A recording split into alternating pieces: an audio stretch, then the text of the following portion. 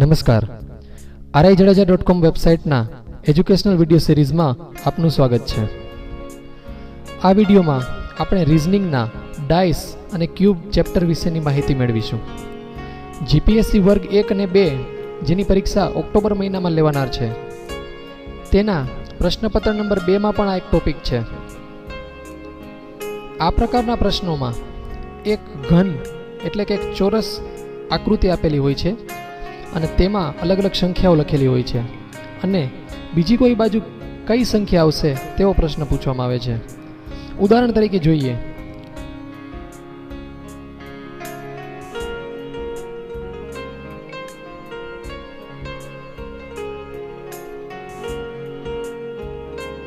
આ એક ચોરસ છે। આ ચોરસમાં અહીં 1, 4 અને 6 લખેલ છે।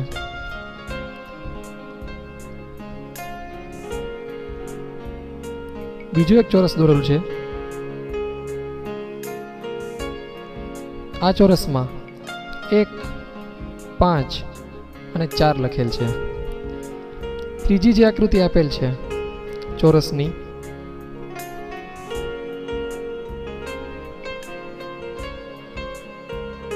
તે આકૃતિમાં 4, 5 અને 3 લખેલ છે। 3 આકૃતિ પરથી એવો પ્રશ્ન પૂછવામાં આવે છે કે 4 નંબરની વિરુદ્ધ દિશામાં કઈ સંખ્યા હશે?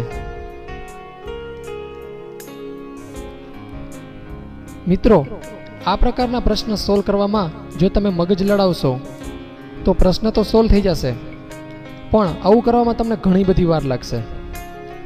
તો સૌપ્રથમ આ પ્રશ્નને કઈ રીતે સોલ્વ કરવો તેની માહિતી હું આપને આપી દઉં। કોઈ પણ ચોરસ એટલે કે ઘન હોય તેને કુલ 6 બાજુઓ હોય છે, એક ઉપર, એક નીચે અને 4 આજુબાજુ। કુલ 6 બાજુ હોય છે, જેમાં માનો કે આ A લખેલ છે તો A ની જે 4 બાજુ છે તેને સંલગ્ન બાજુ કહેવાય અને એક જે એની વિરુદ્ધમાં આવે જે નીચે હોય છે તે વિરુદ્ધ દિશા કહેવાય। જ્યારે પણ પ્રશ્નમાં વિરુદ્ધ દિશાનો પ્રશ્ન પૂછેલો હોય ત્યારે એ વાત યાદ રાખવાની કે તેને સંલગ્ન બાજુમાં જે પણ સંખ્યા હોય તે જવાબ આવશે નહીં। આપણા પ્રશ્નમાં આપણે જોઈએ તો આપણે 4 ની વિરુદ્ધ દિશાની સંખ્યા શોધવાની છે। અહીં આપણને સ્પષ્ટ દેખાય છે કે 4 ની સંલગ્ન બાજુમાં 1 છે, તેથી આપણો જવાબ 1 નહીં હોય। 4 ની સંલગ્ન બાજુમાં 6 પણ છે, તેથી આપણો જવાબ 6 પણ નથી।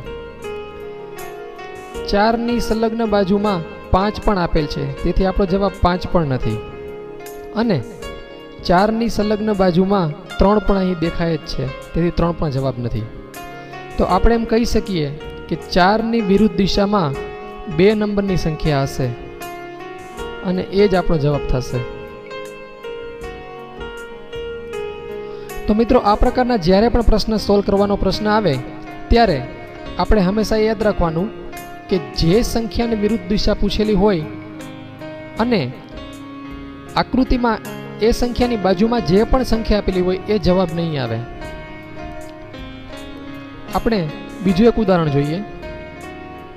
અહીં આપણને 3 ઘન આકૃતિ આપેલી છે।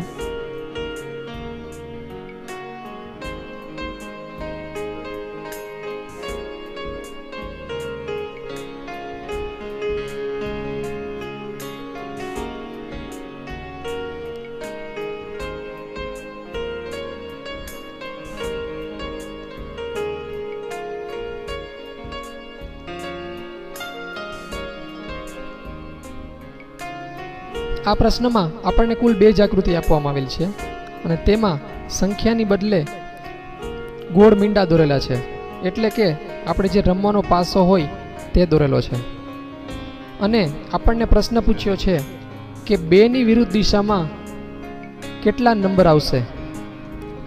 આપણી પાસે ઓપ્શન છે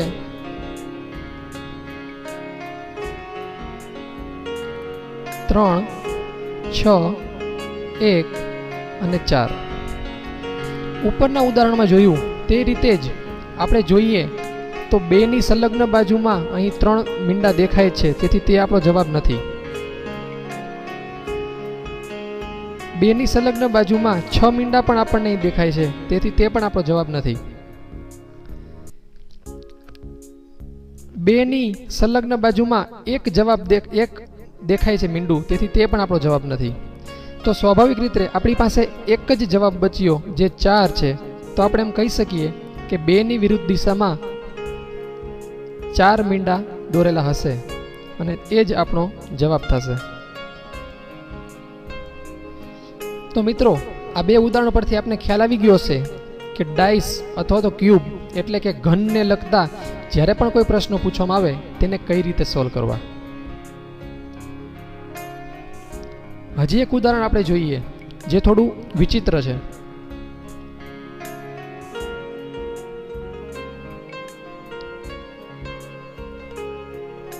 પ્રશ્નમાં આપણને 2 ઘન આકૃતિઓ આપેલી છે.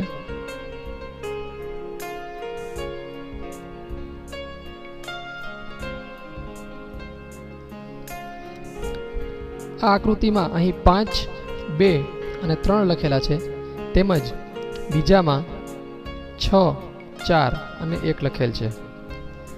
અને આપણને પ્રશ્ન પૂછ્યો છે કે 5 ની વિરુદ્ધ દિશામાં શું આવશે, અથવા એમ પણ કહી શકાય કે 5 નંબરને જો નીચેની તરફ રાખવામાં આવે તો ઉપર શું હશે.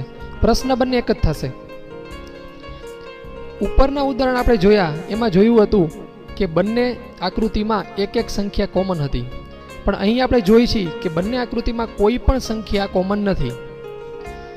આ પ્રકારના જ્યારે પ્રશ્ન આવે ત્યારે આપણે ચોરસનો એટલે કે ઘનનો એક સિદ્ધાંત યાદ રાખવો પડશે. કોઈ પણ ચોરસને જ્યારે એક એંગલથી જોવામાં આવે ત્યારે તેની ફક્ત 3 બાજુ જ દેખાય છે. તેથી આપણે એમ કહી શકીએ કે બંને એંગલથી લીધેલ આ આકૃતિ ચોરસના નિયમ મુજબ કંઈક આ રીતે બની શકે.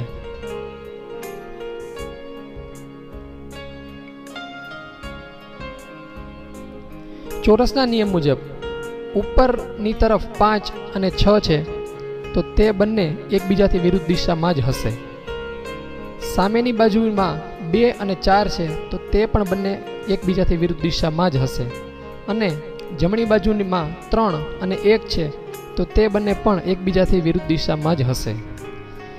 તેથી આપણે એમ કહી શકીએ કે 6 ની વિરુદ્ધ દિશામાં 5 છે, 2 ની વિરુદ્ધ દિશામાં 4 છે, તેમજ 3 ની વિરુદ્ધ દિશામાં 1 છે. આપણો પ્રશ્ન હતો 5 ની વિરુદ્ધ દિશામાં શું છે, તો આપણે સ્પષ્ટપણે કહી શકીએ કે 5 ની વિરુદ્ધ દિશામાં 6 એટલે કે આપણો જવાબ 6 આવશે. મિત્રો, ઘણીવાર પરીક્ષામાં સંખ્યાની બદલે કોઈ વ્યક્તિના નામ, મીંડા, કોઈ રંગના નામ, કોઈ ફળના નામ, અક્ષર, ABCD અથવા તો કંઈ પણ લખી શકે છે. પણ આપણે જે સિદ્ધાંતો શીખ્યા એ સિદ્ધાંત એક સરખા જ લાગુ પડશે.